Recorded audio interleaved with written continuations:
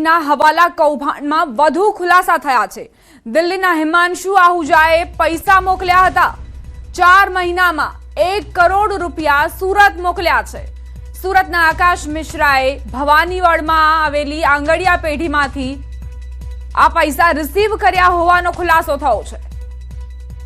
સ્થાનિક સ્વરાજનો સંગ્રામ ચાલી રહ્યો છે, એવામાં ચૂંટણી ખર્ચ માટે પૈસાની જરૂર હોય। સુરતમાં આમ આદમી પાર્ટીના હવાલા કૌભાંડમાં એક બાદ એક તેને લઈને ખુલાસા થઈ રહ્યા છે। દિલ્હીના હિમાંશુ આહુજાએ આ પૈસા મોકલ્યા હતા। 4 મહિનામાં 1 કરોડ રૂપિયા સુરત મોકલાયા હોવાની જાણકારી છે। આટલી મોટી રકમ આખરે કેમ મોકલવામાં આવી? સુરતના આકાશ મિશ્રાએ ભવાનીવડમાં આવેલી આંગડિયા પેઢીમાંથી આ પૈસા રિસીવ કર્યા હતા। પેમેન્ટમાં તો સાહેબ અમારું દિલ્હીથી મેસેજ આવેલો હતો, એ અહીંયા અમે આપી દીધો હતો। 3-4 વખત આપ્યા છે પૈસા, અને આકાશભાઈના નામથી મેસેજ આવતો હતો દિલ્હીથી, એ અમે એમને આપી દીધેલા છે। જે વિગત હતી એ સાહેબને અમે આપી દીધેલી। કેટલા રૂપિયા કોણ આપતો હતો મેસેજ? હિમાંશુ કરીને ત્યાંથી હતી પાર્ટી। અને આ ડ્યુરેશન કેટલું? 4 વખત આવ્યું છે, એનું ડ્યુરેશન કેટલું? 15-20 લાખ રૂપિયાની તો એક એન્ટ્રી આવતી હતી। ટોટલ કેટલી એન્ટ્રી થઈ? કેટલા કરોડ? સમથિંગ 80 લાખ 90 જેવું થયું છે। અને દર વખતે કોણ આવતું હતું લેવા? આકાશ પોતે જ આવતો હતો। એ કોણ છે? કઈ પાર્ટી આખે જોડાયેલા? એ હવે ખ્યાલ નથી। અમારે તો ત્યાંથી જે મેસેજ આવતો તે વેપારી ત્યાં પનીરનો છે એવું કહેવું છે એનું। હવે એ શું કામ કરતો હોય એમને ખ્યાલ ના હોય। ગુજરાતમાં સ્થાનિક સ્વરાજની ચૂંટણી ચાલી રહી છે અને તમામ રાજકીય પાર્ટીઓ એડી ચોટીનું જોર લગાવી રહી છે, ત્યારે ગુજરાતમાં આમ આદમી પાર્ટી જે રીતે પોતાની ગતિ વધારી રહી છે તેને લઈને સક્રિય રાજકીય પાર્ટીઓ થઈ છે। ખાસ કરીને સુરત ક્રાઇમ બ્રાન્ચે એક હવાલા કૌભાંડ ઝડપી પાડ્યું છે કે દિલ્હીથી છેલ્લા 4 મહિનામાં 1 કરોડ રૂપિયા સુરત ખાતે આ પાર્ટીના પ્રચાર માટે મોકલવામાં આવ્યાનું એક નેટવર્કનો ભાંડાફોડ કર્યો છે।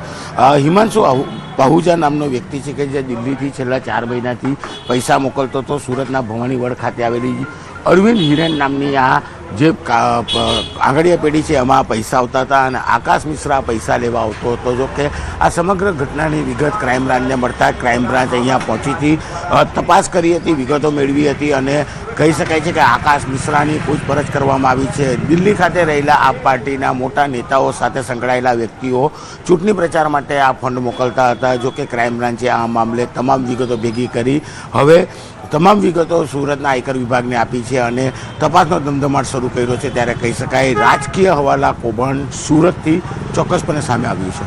કેમેરામેન જીગર ગુગલ સાથે કીર્તેશ પટેલ, ન્યૂઝ 18 ગુજરાતી, સુરત। સુરતના અંબિકા તાલુકામાં અકસ્માતમાં 3ના મોત નિપજ્યા। ભોરિયા ગામ નજીક બાઇક અને કાર વચ્ચે અકસ્માત થયો હતો। બાઇક સવાર વલવાડાથી ભોરિયા તરફ જઈ રહ્યા હતા ત્યારે કાર ચાલકે ટક્કર મારી હતી, જેમાં બાઇક પર સવાર 3 લોકોના મોત થયા। આ અકસ્માતના પગલે સ્થાનિકોમાં રોષ વ્યાપ્યો છે। જ્યારે અંબિકા પોલીસ ઘટના સ્થળે પહોંચી હતી ત્યાં સ્થાનિકોએ પોલીસનો ઘેરાવો કર્યો હતો। આ તરફ કાર ચાલકને ઈજા પહોંચતા ખાનગી હોસ્પિટલ ખસેડાયો હતો। સુરતના પાંડેસરા વિસ્તારમાં મોડી રાત્રે ગંભીર અકસ્માત સર્જાયો। ચીકુવાડી પાસે રોડ ક્રોસ કરતા એક વ્યક્તિને બીઆરટીએસ બસે જોરદાર ટક્કર મારી, જેમાં 2 લોકો ઈજાગ્રસ્ત થયા હતા અને તેમને તાત્કાલિક હોસ્પિટલ ખસેડવામાં આવ્યા। અકસ્માત બાદ બસ ડ્રાઈવર બસ મૂકીને ફરાર થઈ ગયો। ઘટનાથી ગુસ્સે ભરાયેલા લોકોએ બસના કાચ તોડી નાખ્યા, જેના કારણે વિસ્તારમાં તણાવપૂર્ણ સ્થિતિ સર્જાઈ હતી। લોકોનું ટોળું ભેગું થતા પોલીસ તરત જ ઘટના સ્થળે પહોંચી હતી અને આગળની તપાસ હાથ ધરી હતી।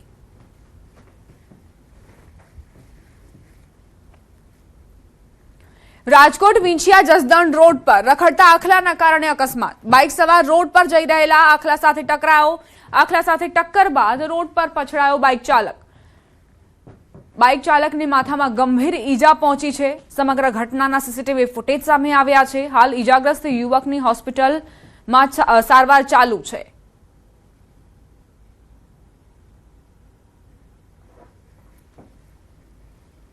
ઉત્તર પ્રદેશના મથુરામાં એક ગમખ્વાર અકસ્માતની ઘટના જે સીસીટીવીમાં કેદ થઈ। એક નેતા પુત્રએ કારમાં સ્ટન્ટ કરતા એક યુવતીને કચડી નાખી। ખેડૂત સંઘના નેતાના થારમાં સ્ટન્ટ દરમિયાન એક યુવતીને ટક્કર મારી। સ્ટન્ટ દરમિયાન ઝડપથી આવતી થારે રસ્તાની બાજુમાં પાર્ક કરી બેઠેલી એક યુવતીને ટક્કર મારી હતી। ટક્કર એટલી ગંભીર હતી કે મહિલા હવામાં ઉછળીને નીચે પટકાઈ અને થાર કાર પણ રસ્તા પર પલટી ખાઈ ગઈ। ગંભીર રીતે ઘાયલ મહિલાને હોસ્પિટલમાં દાખલ કરવામાં આવી, જ્યાં તેની સારવાર દરમિયાન હાલત ગંભીર છે. અકસ્માતના ભયાનક સીસીટીવી ફૂટેજ પણ સામે આવ્યા. ઘટના બાદ આરોપી ડ્રાઈવર ઘટના સ્થળેથી ભાગી ગયો હતો. પોલીસે વાહન કબજે કર્યું અને કેસની તપાસ શરૂ કરી.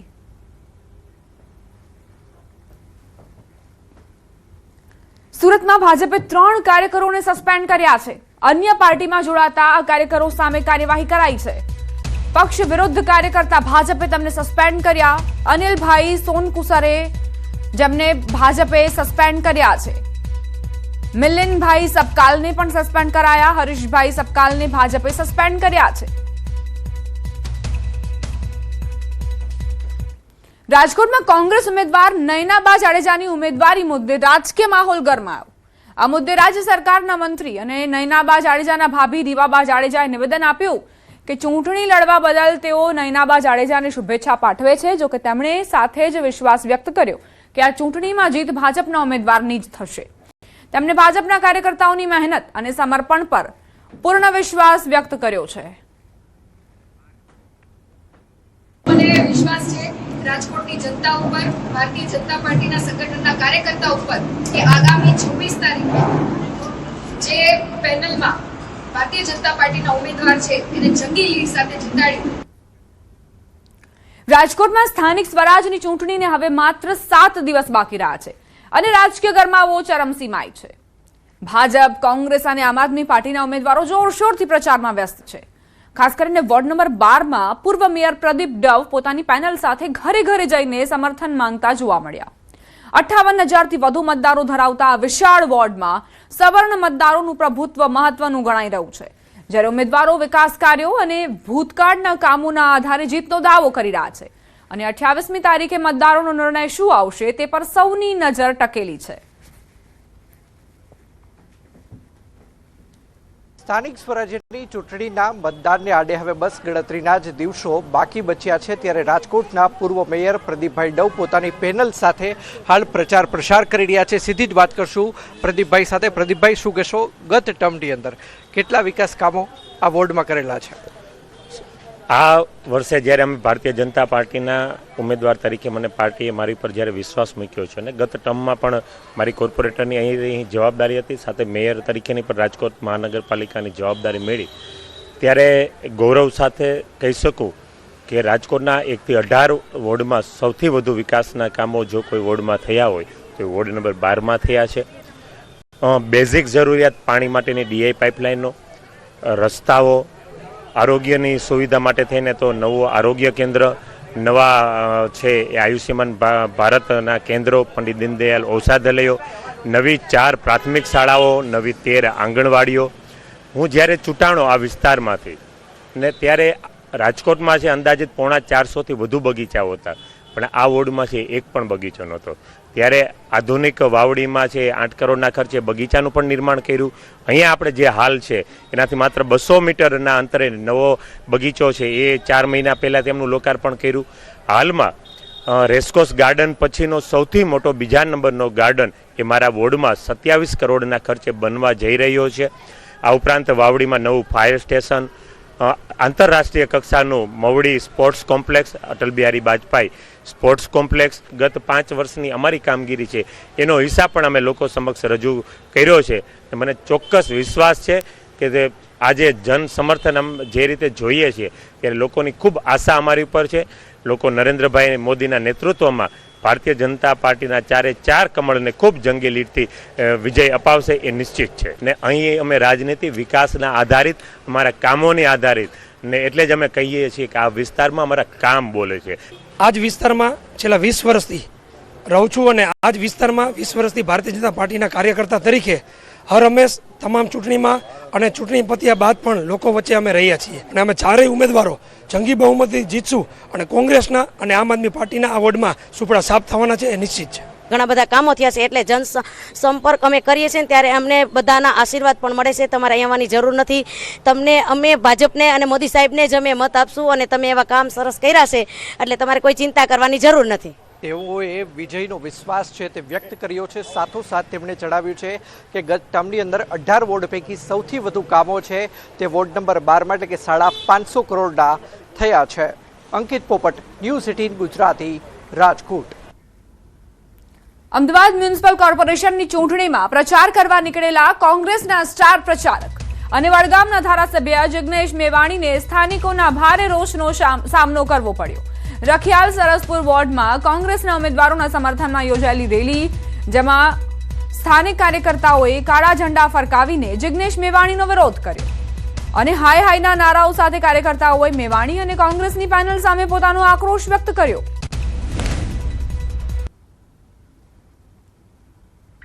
કોંગ્રેસના સ્ટાર પ્રચારક જિગ્નેશ મેવાણી જ્યારે અહીં પહોંચ્યા તો કાર્યકર્તાઓએ હાય હાયના નારા લગાવ્યા. અહીં આશ્ચર્યની વાત એ છે કે સ્થાનિક સ્વરાજના જંગમાં કોંગ્રેસને જીત અપાવી હોય તો કાર્યકર્તાઓને એકજૂથ થવું જરૂરી છે, પરંતુ તેઓ પોતે જ પોતાની પેનલનો વિરોધ કરવા માટે તૈયાર જોવા મળ્યા. જિગ્નેશ મેવાણીનો વિરોધ કર્યો, કાળા વાવટા ફરકાવવામાં આવ્યા અને આ રીતે પોતાનો વિરોધ વ્યક્ત કર્યો.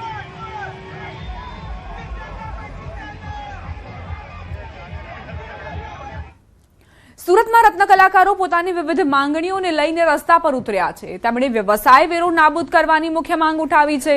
રત્ન કલાકારોનો આરોપ છે કે દર વર્ષે તેમના પર કરોડો રૂપિયાનો વ્યવસાય વેરો વસૂલવામાં આવે છે, છતાં તેમના જીવન સ્તરમાં કોઈ ખાસ સુધારો નથી જોવા મળતો. સુરતને ચમકાવનાર રત્ન કલાકારોના ચહેરા પર હવે નિરાશા જોવા મળી રહી છે, કારણ કે શહેરનો વિકાસ થયો હોવા છતાં તેમનો પોતાનો વિકાસ અટકી ગયો છે. આ મુદ્દાને લઈને વધતી અસંતોષની લાગણી હવે રાજકીય માહોલ અને આવનારી ચૂંટણી પર પણ અસર પાડે તેવી શક્યતા વ્યક્ત કરાઈ રહી છે. ગુજરાતમાં સ્થાનિક સ્વરાજની ચૂંટણી ચાલી રહી છે, ત્યારે ડાયમંડ સિટી તરીકે ઓળખાતા સુરતમાં ડાયમંડની ચકમ આપનારા રત્ન કલાકારોનો હવે માંગ ઉઠી છે, કારણ કે એમ શહેરનો વિકાસ થઈ રહ્યો છે, તેમનો વિકાસ નથી થઈ રહ્યો. ત્યારે ઘણા બધા રત્ન કલાકારો છે, આપણે સીધા એમની સાથે વાત કરીશું. શું નામ આપનું? કલ્પેશ ધામેલિયા. કલ્પેશભાઈ, શું કહેશો? સ્થાનિક સ્વરાજની ચૂંટણી આવી રહી છે, શું માંગો છે? અમે તો અમારો કિંમતી અને પવિત્ર મત એને જ દેવા માગીએ છીએ જે અમારો વ્યવસાય વેરો નાબૂદ કરે. આપનું નામ શું કહેશો? મારું નામ છે હરેશ સરખાણી. અમારું કહેવાનું એટલું જ છે કે જે આ 2026માં જે સ્થાનિક સ્વરાજની ચૂંટણી છે એમાં અમારી એવી આશા છે કે અમારો મત જેમ એ પાર્ટીને અમે આપશું કે જે અમારો જે આ વ્યવસાય વેરો છે એ નાબૂદ કરે એને, એના માટે જ છે. એના સિવાય બીજી માંગ છે કે રત્ન કલાકારો કોઈને ઘરના ઘર નથી, અત્યારે કોઈ કામકાજ મળતું નથી, તો એનો કંઈક નિરાકરણ લાવે સરકાર પર, અમારે એવી આશા છે. રત્ન કલાકારોનો વર્ષોથી જે વ્યવસાય વેરો કપાવવામાં આવે છે તો આ વ્યવસાય વેરો નાબૂદ થાય એને રત્ન કલાકારો મત આપશે. અમે રત્ન કલાકારો સાથે જ્યારે વાત કરી તો રત્ન કલાકારોનો અત્યારે મિજાજ છે એવી પરિવર્તનના મૂડમાં છે. કહી શકાય સુરતની ચમક આપનારા ચહેરાઓ પરથી ચમક ઉડી ગઈ છે અને વિકાસની વાત કરવામાં આવે તો ચોક્કસપણે શહેરનો વિકાસ થયો છે, પણ છેલ્લા કેટલા વર્ષોમાં રત્ન કલાકારોનો વિકાસ થયો નથી. વ્યવસાય વેરોને લઈને મુદ્દો ચાલી રહ્યો છે, ઘરના ઘરને લઈને મુદ્દો ચાલી રહ્યો છે, શિક્ષણ સહાયને લઈને મુદ્દાઓ, આ તમામ મુદ્દાઓ આવનારી સ્થાનિક સ્વરાજની ચૂંટણીમાં ચોક્કસ મોટો રોલ ભજવે તેવી શક્યતાઓ છે. અને રત્ન કલાકારોનું સીધું કહેવું છે કે તેમના મુદ્દાઓ તરફ ધ્યાન આપશે, તેમને તેઓ મત આપશે. કેમેરામેન જીગર ગુગલ સાથે કીર્તેશ પટેલ, ન્યૂઝ 18 ગુજરાતી, સુરત. સુરત શહેરના ઉધના રેલવે સ્ટેશન પર આજે એક અનોખા અને ઉર્જાસભર દ્રશ્ય જોવા મળ્યા. પશ્ચિમ બંગાળમાં મતદાન કરવા માટે વોટર્સ સ્પેશિયલની પ્રથમ ટ્રેનને ભવ્ય રીતે રવાના કરવામાં આવી. સ્ટેશન પર જાણે મિની બંગાળ ઉતરી આવ્યું હોય એવો માહોલ સર્જાયો. તિરંગા ઝંડા લહેરાવતા અને દેશભક્તિના નારા લગાવતા 1300થી વધુ બંગાળી મતદારો ઉત્સાહભેર ટ્રેનમાં રવાના થયા. રવિવારે ઉધના રેલવે સ્ટેશન પર લોકોને હાલાકીનો સામનો કરવો પડ્યો હતો, પરંતુ તે વચ્ચે બંગાળ જતી આ ટ્રેનમાં કોઈ પણ અસુવિધા ન સર્જાય તેને લઈને તમામ પ્રયત્નો કરવામાં આવ્યા.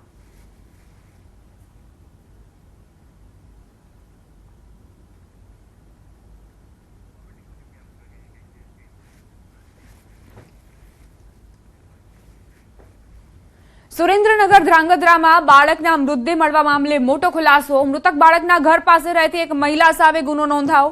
પોતાને ભુવા તરીકે ઓળખાવતી રેહાનાબેન માયક નામની મહિલાની પોલીસે અટકાયત કરી. મૃતક બાળકની માતા પાસે મહિલાએ પશુ બલિની માંગણી કરી હતી, જે અંગે બાળકની માતાએ ના પાડતા મહિલાએ બાળકને ટાંકીમાં ડૂબાડી હત્યા નિપજાવી હોવાની આશંકા છે. પુનિતનગરમાં 5 વર્ષના બાળકનો પાણીની ટાંકીમાંથી મૃતદેહ મળ્યો હતો. હત્યા થઈ હોવાની આશંકાએ મૃતદેહને બહાર કાઢી ફોરેન્સિક પોસ્ટમોર્ટમ માટે મોકલવામાં આવ્યો હતો. પોલીસે એ લાશનો કબજો મેળવેલ છે અને પછી એનું PM કરવામાં આવેલ છે અને ત્યારબાદ ધોરણસરની ફરિયાદ દાખલ કરવામાં આવે છે, જેમાં BNS કલમ 103(1) અને બ્લેક મેજિક એક્ટ કલમ 3(3) મુજબ ગુનો દાખલ કરવામાં આવેલ છે અને જે આરોપી બાઈ છે તેની ધોરણસર અટકાયત કરવામાં આવેલી છે. મહીસાગરના સંતરામપુર ખાતે યોજાયેલી વિકાસ સંકલ્પ સભામાં મુખ્યમંત્રી પહોંચ્યા હતા, જ્યાં પ્રતાપપુરા મેદાન ખાતે ચૂંટણી પ્રચાર માટે વિશાળ સભાનું આયોજન કરવામાં આવ્યું. સભા મંડપમાં મુખ્યમંત્રીના આગમન સાથે જ વાતાવરણ ઉત્સાહભર્યું બની ગયું હતું. કેસરીયો ખેસ પહેરીને પરંપરાગત રીતે મુખ્યમંત્રીનું સ્વાગત કરવામાં આવ્યું. તે દરમિયાન ભાજપના કાર્યકરો, નેતાઓ, પદાધિકારીઓ સહિત મોટી સંખ્યામાં લોકો હાજર રહ્યા. રાજકોટમાં ટિકિટને લઈને ધારાસભ્ય ડોક્ટર દર્શિતા શાહ સામે લોહાણા સમાજમાં આક્રોશનો મામલો. દર્શિતા શાહે કહ્યું કે જેને ટિકિટ આપી છે તે બહેનો સક્ષમ છે. દર્શિતા શાહ મીડિયાને જોઈ ભાગતા પણ જોવા મળ્યા હતા.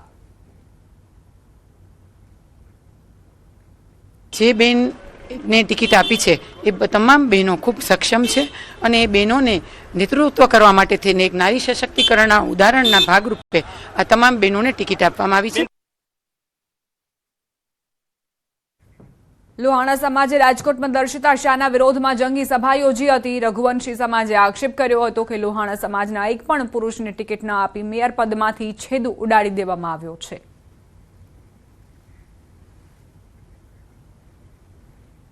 રઘુવંશી સમાજની માંગ હતી કે હજુ પણ પ્રતિનિધિત્વ વધારવામાં આવે. રઘુવંશી સમાજમાંથી જે 3 મહિલાઓને ટિકિટ મળી છે, પરંતુ તેમને આશા હતી કે હજુ વધુ ટિકિટ મળે અને એક પુરુષને પણ ટિકિટ મળે, જેથી મેયર પદની રેસમાં તે આગળ વધે.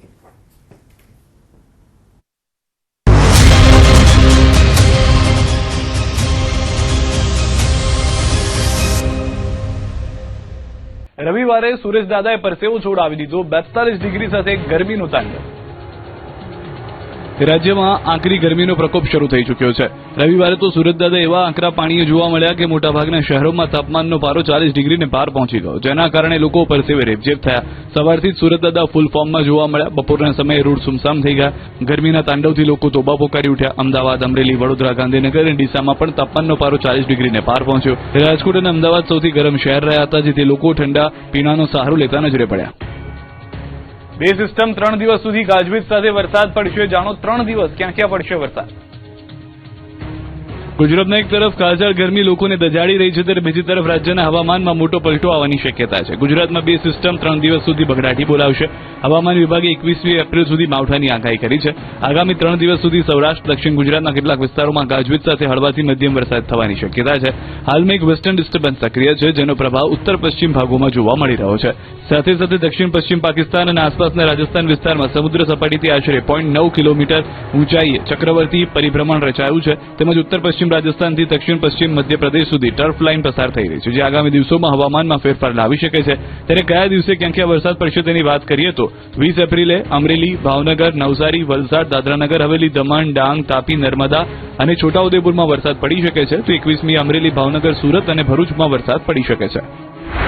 आज 19 तारीख है, 19, 20 और 21 मतलब डे 1, डे 2, डे 3 में आइसोलेटेड रेन और थंडर शावर की उम्मीद कर सकते हैं हम गुजरात रीजन, सौराष्ट्र कच्छ में, जिसमें कि खासकर अगर सौराष्ट्र में देखें तो अमरेली, भावनगर डिस्ट्रिक्ट और इधर साउथ गुजरात रीजन, जिसमें कि नवसारी, वलसाड, डांग, तापी इत्यादि है, यहाँ पर बारिश की उम्मीद कर सकते हैं.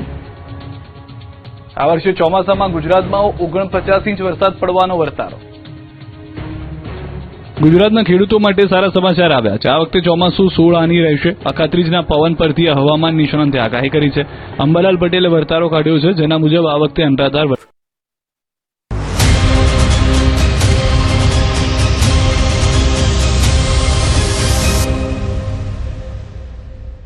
Welcome back. રાજકોટના વોર્ડ નંબર 15ની વાત કરવી છે, જેને લઈને મોટા સમાચાર પ્રાપ્ત થઈ રહ્યા છે. કોંગ્રેસમાંથી રાજીનામું આપનાર પ્રવીણ સોરાણી અને તેના પત્ની ભાજપના ઉમેદવાર સાથે જોવા મળ્યા. ભાજપના ઉમેદવારનું સ્વાગત કરીને હાર પહેરાવતા જોવા મળ્યા. પ્રવીણ સોરાણી કોળી સમાજના આગેવાન છે. ટિકિટ ન મળતા નારાજ થઈને કોંગ્રેસમાંથી રાજીનામું આપ્યું હતું. હવે સોરાણી દંપતી ભાજપનો પ્રચાર કરતા નજરે પડ્યા.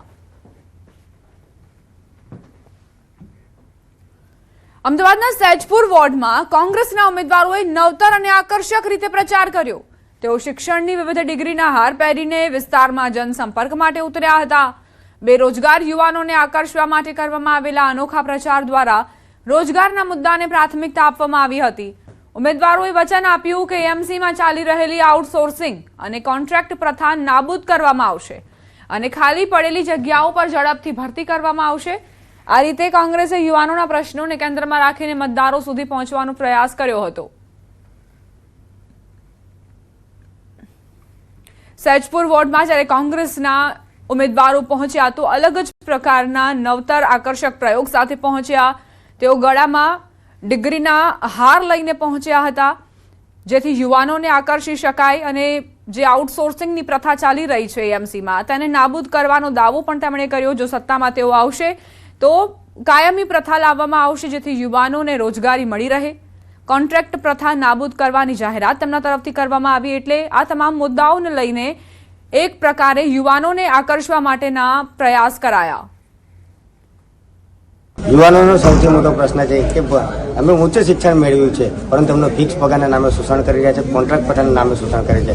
ત્યારે અમારી એ પહેલા નંબરનો મુદ્દો છે કે સૈદપુર બોગા વોર્ડ અને અમદાવાદમાં કોર્પોરેશનની જગ્યાઓ 11,000થી વધુ ખાલી છે. એ 11,000થી વધુ જગ્યાઓમાં અમદાવાદના યુવાનોને નોકરીની તક મળે, કાયમી નોકરી મળે. સુરત ગ્રામ્ય વિસ્તારમાં સ્થાનિક સ્વરાજની ચૂંટણી પૂર્વે કાયદો અને વ્યવસ્થા જાળવવા પોલીસ એક્શન મોડમાં આવી છે. જિલ્લા પોલીસ અધિક્ષકે જણાવ્યું કે દારૂબંધીના કડક અમલ માટે વ્યાપક દરોડાઓ દરમિયાન દેશી અને વિદેશી દારૂના કરોડો રૂપિયાના મુદ્દામાલ સાથે અનેક કેસ નોંધાયા છે. સાથે જ એનડીપીએસ એક્ટ હેઠળ ડ્રગ્સ વિરોધી ઝુંબેશમાં મોટી કાર્યવાહી કરાઈ છે. અસામાજિક તત્વો સામે કડક પગલાં લઈ 46 આરોપીઓ ઝડપાયા છે. પાસા હેઠળ કેસ અને તડીપારની દરખાસ્તો પણ તૈયાર કરવામાં આવી છે. જ્યારે જિલ્લામાં 9 ચેકપોસ્ટ સાથે 24 કલાક વાહન ચેકિંગ અને સંવેદનશીલ વિસ્તારોમાં પેટ્રોલિંગ વધારવામાં આવ્યું છે, જેથી મતદારો નિર્ભય અને સુરક્ષિત વાતાવરણમાં મતદાન કરી શકે. દેશી દારૂના 888 જેટલા કેસ કરવામાં આવેલા છે અને 7,23,000 જેટલો મુદ્દામાલ રિકવર કરવામાં આવ્યો છે. વિદેશી દારૂના 73 કેસ કરવામાં આવ્યા છે અને ટોટલ જે મુદ્દામાલની કિંમત છે 2 કરોડ કરતાં વધારે છે. અટકાયતી પગલાં 6,413 જેટલા ટોટલ અટકાયતી પગલાં લેવામાં આવેલા છે.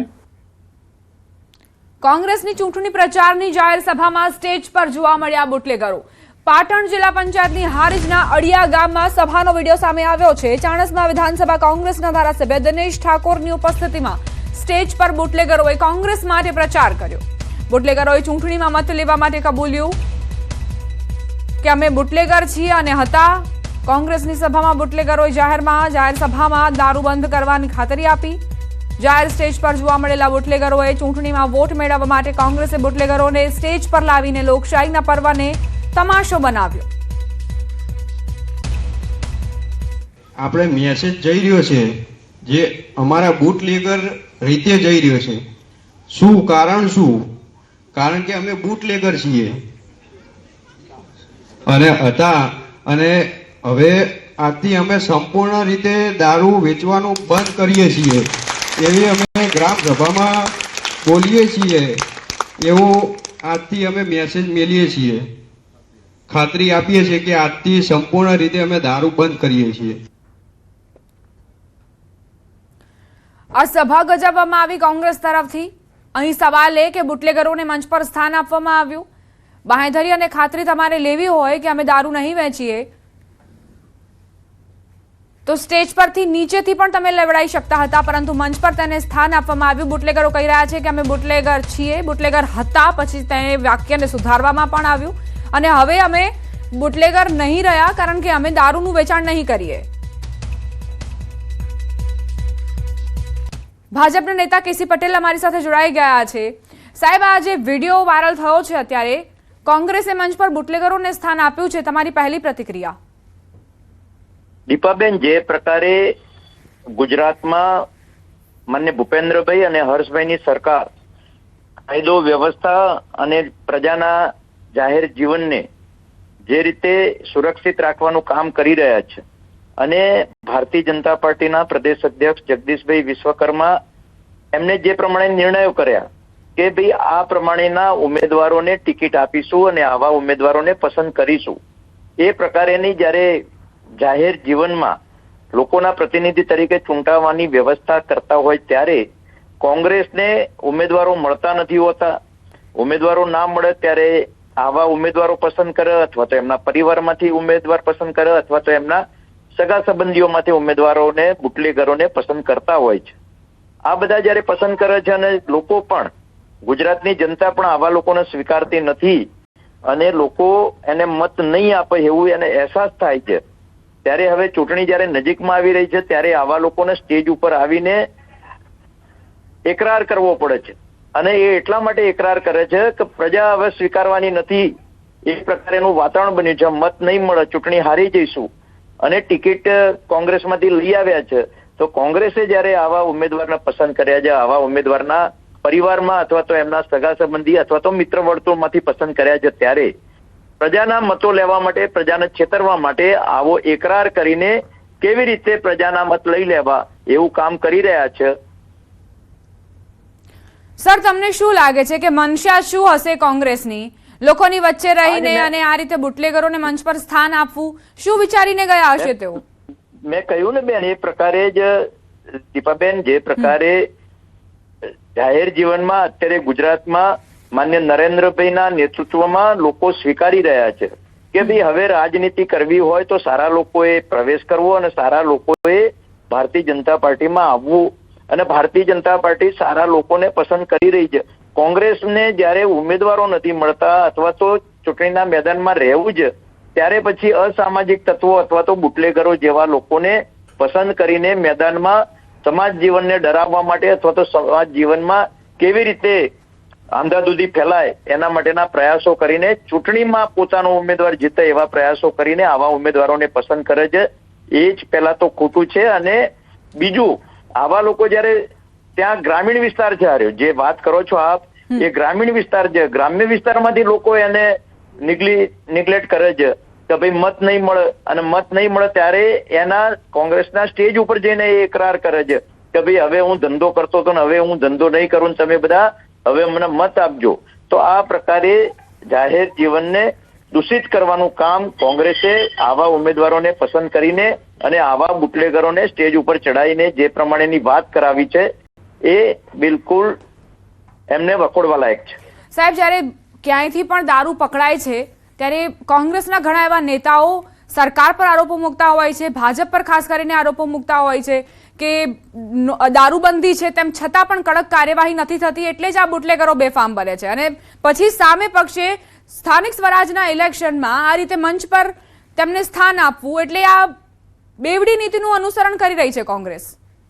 એટલે જ વાત છે કે જે પ્રમાણે ભૂપેન્દ્રભાઈ અને હર્ષભાઈની સરકાર કાયદો અને વ્યવસ્થા જાળવવા માટે અને એના કડક પગલાં લઈ રહ્યા છે, એટલે જાહેર જીવનને શુદ્ધ કરવાનું અને પ્રજાની સુરક્ષા કરવાનું કામ જયારે ભાજપની સરકાર કરી રહી છે, ત્યારે જયારે ઉમેદવારો નહીં મળતા હોય ત્યારે આવા ઉમેદવારોને પસંદ કરીને પ્રજાની વચ્ચે મૂકે છે, અને પ્રજા પણ જયારે એમને તિરસ્કાર કરે છે અથવા તો એને ધિક્કારે છે ત્યારે આવી રીતે પોતે એકરાર કરીને કેમ પ્રજાના મત લેવા એવો મને આશય આમાં લાગે છે.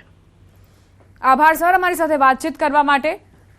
તો સ્ટેજ પર બુટલેગરો પોતે સ્વીકારી રહ્યા છે કે અમે બુટલેગર હતા, પરંતુ હવેથી અમે દારૂનું વેચાણ નહીં